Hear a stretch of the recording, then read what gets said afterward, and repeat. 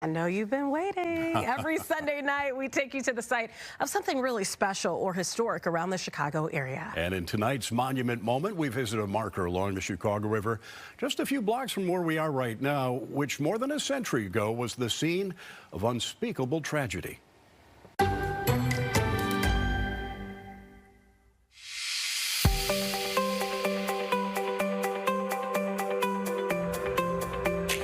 At the southeast corner of LaSalle Street and Wacker Drive, a plaque on the south bank of the Chicago River marks the site of one of the world's worst ship disasters. The USS Eastland was moored just steps from dry land when it suddenly capsized the morning of July 24th, 1915.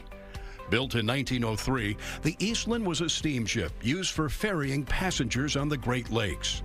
On that fateful day, more than 2,500 employees of the Western Electric Company in Cicero and their families had boarded the ship by 7 a.m. for a Saturday excursion to a company picnic in South Haven, Michigan.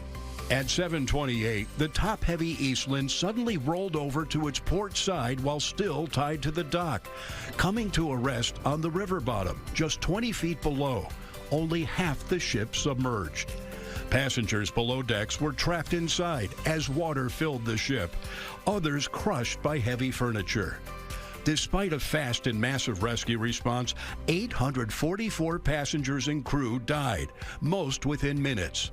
The bodies taken to a West Side armory for identification. 70% of the victims were under the age of 25. Later, the Eastland was sold to the Illinois Naval Reserve and recommissioned as the USS Wilmette, a gunboat used for training at the Great Lakes Naval Station, eventually scrapped in 1947.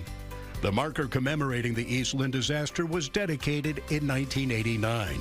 Today, thousands of pedestrians and cars pass by on Wacker Drive every day, steps from the site of the most deadly shipwreck in Great Lakes history, a disaster that claimed more lives than the Chicago fire.